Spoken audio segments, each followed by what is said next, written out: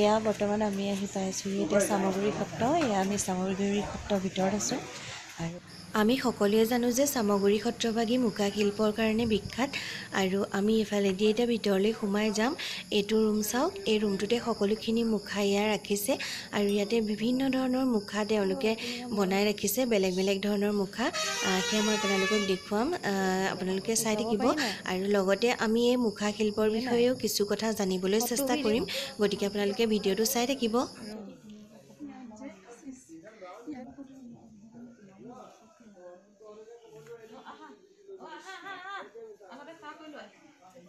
প্ৰথম মুখাটো হ'ল মুখ মুখা। এইটো মুখখন পিন্ধিলে তাৰ লগত বেলেগকৈ ড্ৰেছ হয়, কৃষ্ণ ড্ৰেছ পিন্ধে যিটো ভাৱ মানে তাৰ চৰিত্ৰটোৰ ওপৰত নিৰ্ভৰ কৰি। কোনোবা মুখা হনুমান, কোনোবা জাম্বুবান, কোনোবা কৃষ্ণ, কোনোবা ৰাম, যি ভাৱেই নহওক তেওঁ সেই অনুপাতে ড্ৰেছটো হয়। সেইটো মুখ মুখা। আৰু তাৰপিছতে হ'ল লটকাই মুখা। এইবিলাক হ'ল লটকাই মুখা। এইটো পিন্ধে, চব মুখাই পিন্ধে, এইটো পিন্ধি ল'লে ই মুখ কৰিব পাৰে লটকাইবিলাক। আৰু বৰ মুখাবিলাক হ'ল এইবিলাক চু মুখা বুলিও কয়, বৰ মুখা বুলিও কয়। এইবিলাক হ'ল পিন্ধি লয় কিন্তু জঠৰ। ই মানুহটো গাটো ঘূৰি দিলে গোটেইটো ঘূৰিলে, ইয়াক নুঘূৰালে ই যেনি তেনি ঘূৰিলে, তেনেকুৱা হয়। গতিকে এই তিনিটা প্ৰকাৰ: মুখ মুখা, লটকাই মুখা আৰু বৰ মুখা। এই তিনি প্ৰকাৰৰ মুখা। এইবিলাক এই গুৰুজনে প্ৰথম ব্যৱহাৰ কৰিছিলে বটদ্ৰৱা থানত। বটদ্ৰৱা থানত তেখেতে চিহ্নযাত্ৰা ভাওনাতহে ব্যৱহাৰ কৰিছিলে। তাৰপিছত ছখন নাটকত ব্যৱহাৰ কৰিলে: ৰাম বিজয়, পাৰিজাত হৰণ, ৰুক্মিণী হৰণ, কালীয় দমন, তাৰপিছতে এইখন কেলিগোপাল, এনেকৈ এই ছখন পন্নীপ্ৰসাদ, এই ছখন নাটকত মুখা ব্যৱহাৰ কৰিলে কিছু কিছু চৰিত্ৰত। গোটেই ভাওনাখন মুখাই নহয়। তেনেকৈ ৰাম বিজয়ত ধৰক মাৰি সুবাহু তাৰকা, এই ভয়ংকৰ ৰূপটো দেখুৱাবৰ কাৰণে সেইবিলাক কৰিছিলে। পিছৰ পৰ্যায়ত আহি আমাৰ সত্ৰখন গুৰুজনৰ নাতি পৰম্পৰা, সেইকাৰণে আহি ইয়াতে ৰ'ল। ষ্টাৰ্টিংটো হৈছিলে কিন্তু বটদ্ৰৱা থানত, এতিয়া তাত নাই, আহি ইয়াতে ৰ'ল। আৰু এতিয়া আমি কষ্ট মষ্ট হৈছে। আৰু এই মুখাটো আগতে ব্যৱহাৰ হয় আৰু থাকে নামঘৰত। কিন্তু এই মুখাটোক আমাৰ পিতৃ এটা বেলেগ পৰ্যায়লৈ লৈ গ'ল। তেখেত সত্ৰাধিকাৰ আছিলে, কুশকান্তদেৱ গোস্বামী। তেখেতে মুখাটোক এটা ভাল পৰ্যায়লৈ লৈ গ'লগৈ। গৈ গৈ গৈ গৈ মুখাৰ ওপৰত মানুহৰ আকৃষ্ট হয়। আৰু মুখাটোক তেখেতে ৭৮ চনৰ পৰা ভাৰতবৰ্ষৰ বাহিৰত পঠিয়াইছে। গৈ গৈ 2003 চনত তেখেতে নেশ্যনেল এৱাৰ্ড পালে। আব্দুল কালামে দিছে, 2003 চনত। এই এৱাৰ্ডটো পোৱাৰ পৰা মুখাৰ এইটো আৰু বাঢ়ি গ'ল। তেতিয়াৰ পৰা মানুহৰ জনস্ৰোত হ'ল। এই জনস্ৰোতৰ পিছতহে আমি এই এনেকৈ মিউজিয়াম এটাৰ প্ৰয়োজন বোধ পাইছে। তেওঁ পদ্মশ্ৰী পালে এতিয়া। তাকেই আমাৰ বৰ্তা পুতেকে। তাৰপিছতে যেনিবা এতিয়া মুখাটো ৰাষ্ট্ৰীয় পৰ্যায়ত স্বীকৃতিও পালে। এতিয়া আমাৰ মুখাৰ সেইকাৰণে পৰ্যটকৰ খুব ভিৰ, বিদেশী লোক বহুত আহে। এই অসমীয়া মানুহ গম পাবা, আমাৰ যোৰহাটৰ মানুহ এতিয়া যে ধান যে থোৱা তুমৰ মূৰতে আমি কামটো কৰোঁ। তাৰ ওপৰত আমি এই কুমাৰ মাটিটো কোমলাই লৈ তাত কটন কাপোৰত লেটিয়াই টুকুৰা টুকুৰ কাপোৰ তাৰ ওপৰত আমি লগাই দিওঁ। এইটোৰ ওপৰত লগাই দিলোঁ, যেতিয়া শুকাব তাৰ ওপৰত গোবৰ মাটি দি পেলাই আমি চেহেৰাটো আনো। কেতিয়াবাহে গোবৰ মাটি লগাওঁ, কেতিয়াবা গোবৰ মাটিৰ প্ৰয়োজন নাই। তাৰ ওপৰত আমি আকৌ সেই কুমাৰ মাটি কাপোৰটো আকৌ মাৰি দিওঁ। যেতিয়া ফিনিচিং হ'ল তাৰপিছত আমি এইবোৰ ৰং কৰোঁ। আমাৰ সেইটোৱে হ'ল আমাৰ পৰ্যায়টো। 5টা হেৰি আছে, এইভাগে আমি মুখাবিলাক আমি বনাওঁ।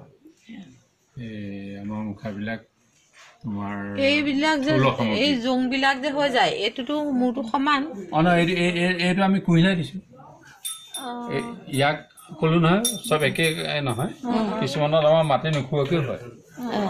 সেইটো কুহিলাই দিছোঁ। এতিয়া মুখাবিলাক ধৰা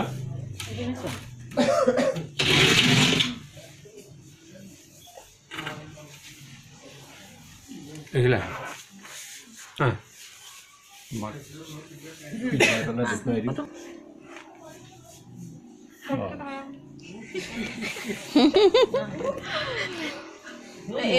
এইটো কিহৰ আমাৰ এই ৰাম লক্ষ্মণ সীতা বনবাসী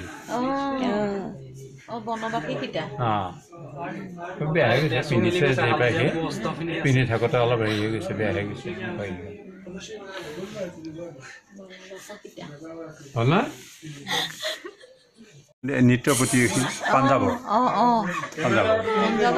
এই আব্দুল কালাম এইটো ৰাষ্ট্ৰপতি ভৱনত দিছে ৰাষ্ট্ৰপতি ভৱনত বঁটাটো দিছে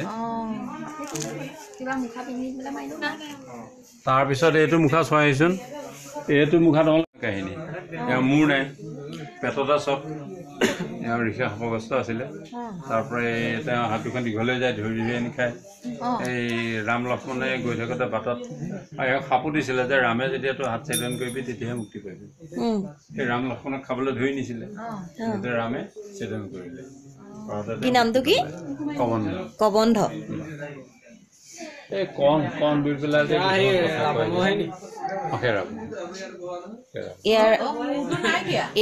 এয়া ৰাৱণ ন এইবোৰ ৰামায়ণৰ কাহিনী ৰামায়ণৰ এতিয়া হনুমান আছে জানো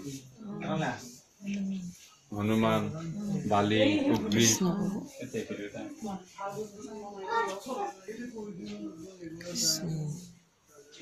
এইবিলাক চব সজা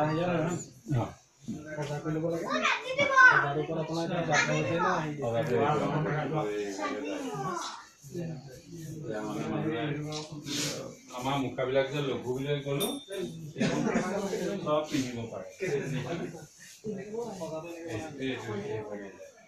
ডাঙৰ হ'লেও মুখাটো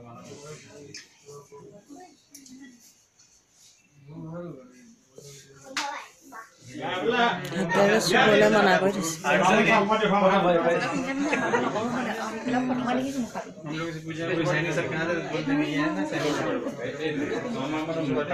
যদিও কোমৰ মৰ্ম নহয় চবতে মাটি ইয়াত এতিয়া ধৰক এই মাটি কাপোৰটো মাটি লেটেলটো লগাই দিছে লঘু গুচি গ'ল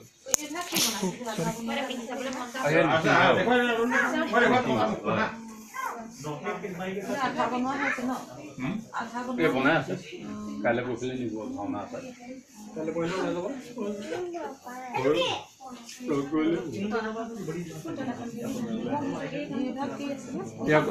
কুম্ভকৰ্ণ কোনা কুম্ভকৰ্ণ এয়া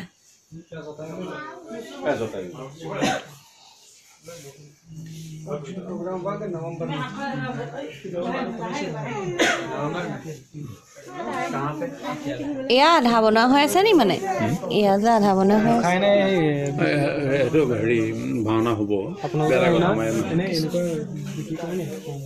বিক্ৰী হয় মুখা হৈ সৰু মুখা এইকেইটাই আছে বেলেগ নাই কিমান দামবোৰ কিমান দামটো पकड़ भी पाओगे आप लोग हाँ चलो चलो बस अभी मुड़ जाओ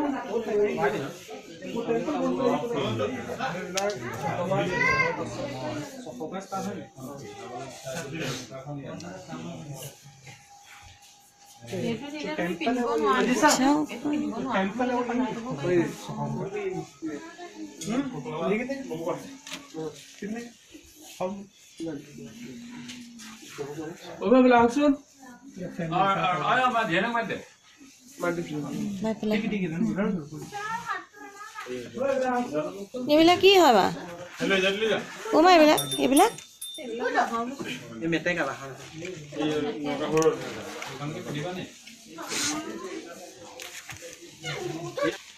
কেনেকৈ চোৱা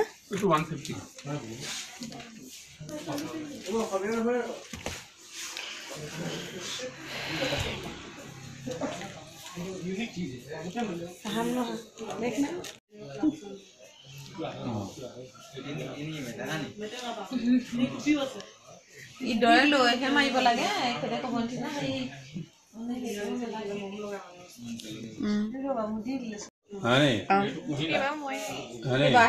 আমি এটা কথা জানোৱেই যে চামগুৰি সত্ৰভাগী মুখাশিল্পৰ কাৰণে বিখ্যাত, কিন্তু আজি আহি নিজ চকুৰে দেখা পালোঁ। সঁচাকৈ সত্ৰভাগীলৈ আহি বহুত ভাল লাগিলে।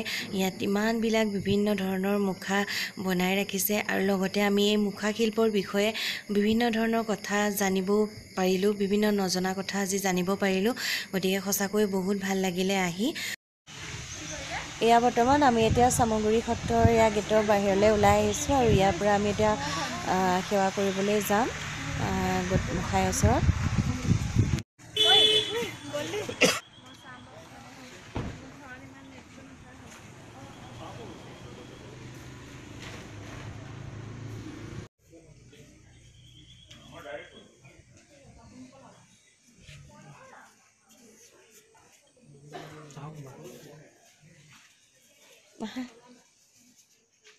ইয়াতো আছে ন?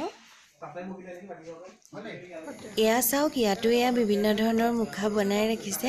আচলতে এইখিনি মুখা সম্পূৰ্ণ হোৱা নাই, বনাই পেলাই আধা বনোৱা হৈ আছে। এয়া চাওক।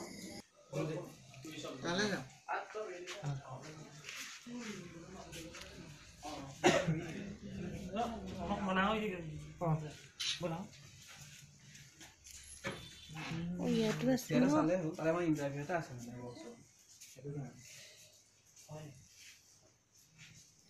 আমি জানো যে এই মুখাশিল্পৰ ওপৰতে পদ্মশ্ৰী সন্মান লাভ কৰিছিলে হেমচন্দ্ৰ গোস্বামীদেৱে, কিন্তু আজি আমাৰ দুৰ্ভাগ্য যে আমিও সোমালোঁ আৰু তেখেতো ওলাই গুচি গ'ল। তেখেতৰ বেলেগ ক'ৰবাত কিবা প্ৰগ্ৰেম আছে, গতিকে তেওঁ যাবলগীয়া হৈ গ'ল।